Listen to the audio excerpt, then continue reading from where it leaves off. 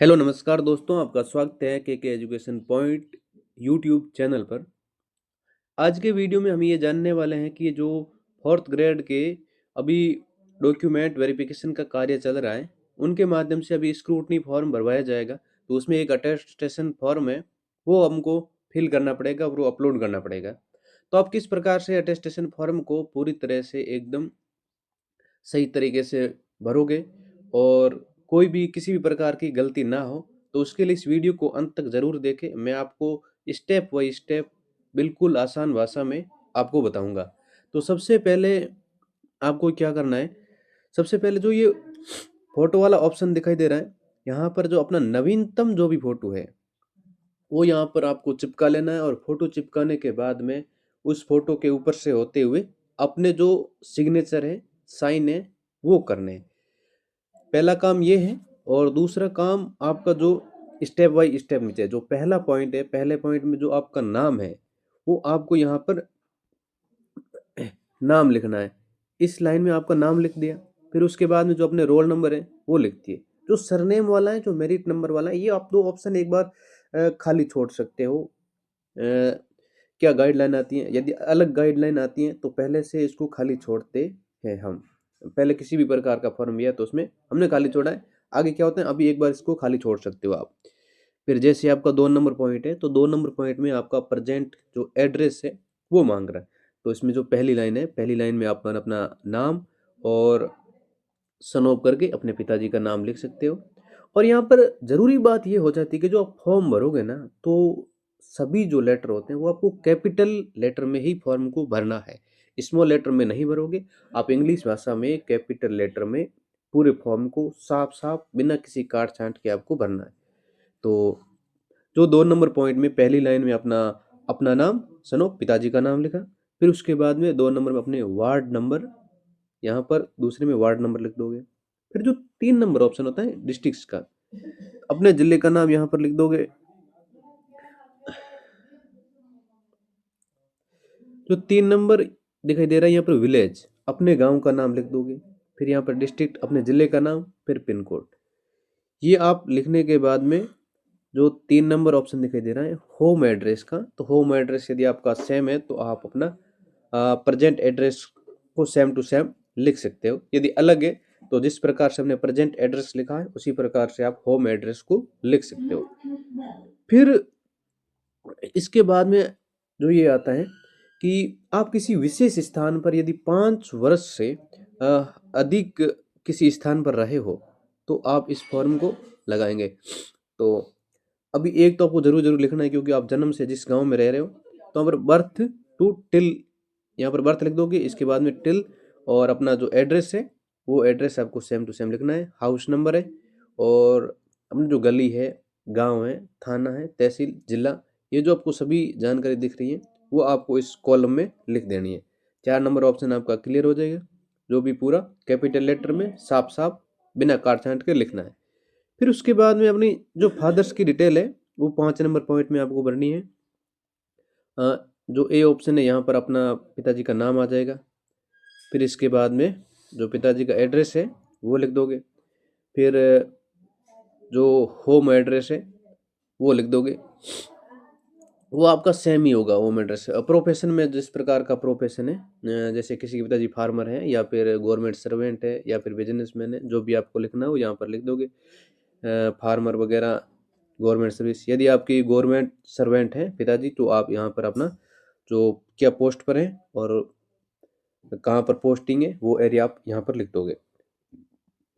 फिर उसके बाद में अपना जो 6 नंबर पॉइंट आता है, 6 नंबर पॉइंट में आप क्या लिखोगे, यहाँ पर नेशनैलिटी, पिताजी की राष्ट्रीयता इंडियन ऐसी है, माता जी की। यदि आपके जो सी और डी ऑप्शन लागू होते हैं तो यहाँ पर आप राइट का ऑप्शन क्लिक करोगे, और यदि ये ऑप्शन आपके लागू नहीं होते हैं तो आप यहाँ पर गलत का ऑप्शन चूज कर लोगे। इस प्रकार से आप फिर जो सेकंड नंबर वाला आता है place of birth with name of district and state, जो अपने हस्बैंड है और वाइफ जो अलग से होते हैं, जो उनका जन्म स्थान अलग होता है, तो आपको यहाँ पर जो भी लागू होता है, हस्बैंड या फिर वाइफ दोनों में से एक लागू होगा, उनका जो जन्म स्थान है वो जन्म स्थान कौन सा है वो यहाँ पर आपको एक जगह दोनों में से लिख देना है, ठीक है। उसके बाद में जो अपनी 7 नंबर पॉइंट में अपनी जो डेट ऑफ बर्थ है वो डेट ऑफ बर्थ लिखनी है। यहाँ पर चाहे तो अंकों में लिख सकते हो या फिर शब्दों की खास ज़रूरत रहती नहीं है, तो आप अंकों में यहाँ पर अपना डेट ऑफ बर्थ लिख सकते हो। डेट हो जाएगा, मंथ हो जाएगा और ईयर लिख दोगे। उसके बाद में प्रेजेंट एज जो अपना नोटिफिकेशन रखा है 4th ग्रेड का, तो उसमें 1 जनवरी 2026 तक की जो भी अपनी एज होती है वो एज यहाँ पर आप बी ऑप्शन में भरोगे। इस चीज़ का विशेष ध्यान रखना है। फिर जो सी नंबर ऑप्शन होता है, जो आपने 10वीं पास की थी, मैट्रिकुलेशन 10वीं पास की थी उस समय जो अपनी मार्कशीट है 10वीं की, उसमें देखना रिजल्ट किस डेट को जारी हुआ था। उस डेट से लेकर अपनी जो जन्म दिनांक है वहाँ तक अपनी एज क्या हुई थी वो यहाँ पर साल लिखना है, फिर मंथ लिखना है और फिर दिन लिखना है। कितने वर्षों के, कितने महीनों के, कितने दिनों के आप जब तक 10वीं पास की थी वो आपने सी ऑप्शन में भरना है। फिर आगे हम ये बात करते हैं कि आपका जो जन्म स्थान है वो कहाँ पे है। यानी आपका गांव अलग है, आपका जन्म किसी अलग स्थान पर हो सकता है, तो आप वहाँ पे जन्म स्थान, जिले का नाम, राज्य का नाम दोबारा से लिखोगे। फिर यहाँ पर स्थान और किस जिले से बिलोंग करते हो, किस राज्य से बिलोंग करते हो वो आपको नीचे लिखना है। ये डिटेल होने के बाद में आपको अपना जो रिलीजन है वो आपको भरना है, जैसे हिंदू है या फिर मुस्लिम है या फिर जो क्रिश्चियन है या फिर जैन है, सिख है, जो भी आपका धर्म होता है वो आपको धर्म यहाँ से 9 नंबर पॉइंट ए में भरना है। फिर आप यदि आप शेड्यूल कास्ट या फिर शेड्यूल ट्राइब से आते हो तो आपको यहाँ पर यस लिखना है। यदि आप एससी कैटेगरी से नहीं आते हो या फिर एसटी कैटेगरी से नहीं आते तो यहाँ पर आपको नो भरना है। और यदि आप यहाँ पर आते हो एससी से तो आपको क्या करना है, यहाँ पर आपको यस लिख के, यहाँ पर आपको यस लिख देना है।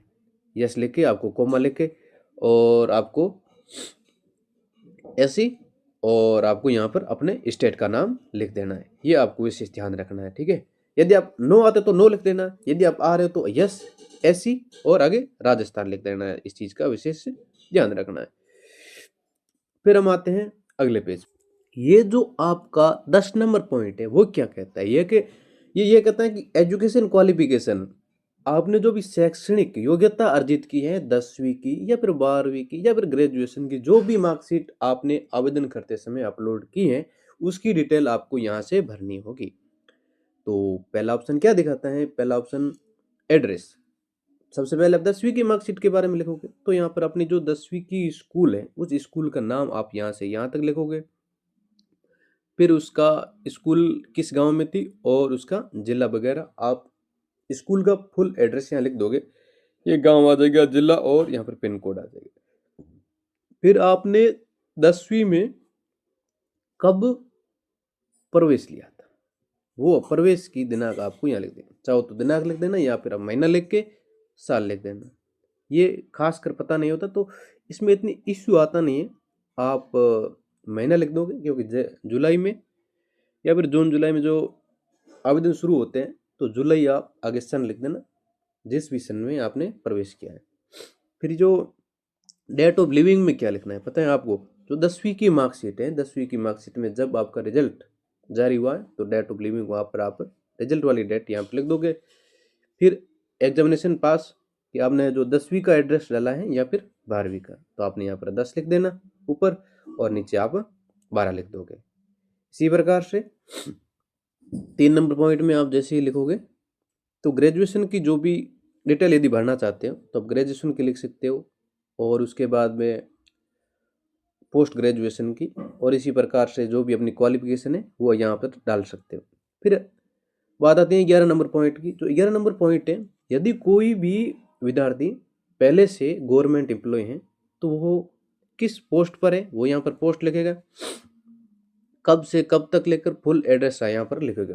जो पहले से गवर्नमेंट एम्प्लॉय उसके लिए, हमारे लिए नहीं है। 12 नंबर पॉइंट भी हमें भरना नहीं है। उसके बाद में हम क्या करेंगे, 13 नंबर पॉइंट पर आ जाते हैं। 13 नंबर पॉइंट हमें वो भरना है कि आप जिस स्थान से बिलोंग करते हो उस स्थान से किसी 2 पड़ोसियों को गवाह के रूप में उसका आपको लिखना है। नाम लिख दोगे, पिताजी का नाम लिख दोगे और एड्रेस लिख दोगे।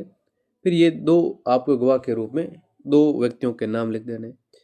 ये होने के बाद हमारा फॉर्म लगभग पूरा हो जाता है। उसके बाद में डेट ऑफ प्लेस आपको यहाँ पर ये डेट लिख देनी है। जब भी आप फॉर्म भरते तो उस जिस दिन भरते हो तो उसकी तारीख लिख देनी है, अपना स्थान लिख देना, गांव का नाम लिख देना, और फिर जो अपने सिग्नेचर है वो यहाँ पर सिग्नेचर करने हैं। चाहो जिस भाषा में कर सकते हो, इंग्लिश हिंदी का कोई इतना है नहीं। यहाँ पर आप अपना ऊपर सिग्नेचर कर सकते हो। फिर ये जो आगे वाली डिटेल आती हैं, ये डिटेल आपको खुद को नहीं भरनी है। ये डिटेल कौन भरेगा? तो ये डिटेल भरेगा गजेटेड ऑफिसर, जहाँ से आप साइन करवाओगे। किसी भी फर्स्ट ग्रेड टीचर से करवा सकते हो, प्रिंसिपल से करवा सकते हो, या फिर किसी डॉक्टर से करवा सकते हो। गजेटेड ऑफिसर होना चाहिए जिसके बाद खुद की साइन मोहर होती है, तो वो अपनी मोहर लगाएगा और अपने साइन कर देगा। जो ये डिटेल वो भरेगा, आपको नहीं भरना है। ये जो ऑफिसर है वो कहाँ का है, वो अपना स्थान लिखेगा और अपनी डेट लिखेगा, अपनी स्टाम्प लगा देगा। किसी भी फर्स्ट ग्रेड ऑफिसर से आप ये करवा सकते हो, टीचर से करवा सकते हो। तो ये आज का एक छोटा सा वीडियो था। कैसा लगा कमेंट बॉक्स में ज़रूर बताना। यदि किसी भी प्रकार का अभी भी कोई सवाल है मन में तो आप पूछ सकते हो मेरे को कमेंट बॉक्स में। वीडियो अच्छा लगे तो लाइक ज़रूर कर देना, और इसी भी प्रकार के और भी वीडियोस देखने के लिए हमारे चैनल को सब्सक्राइब करिएगा। मिलते हैं एक और नए इन्फॉर्मेटिव वीडियो में। जब तक के लिए धन्यवाद।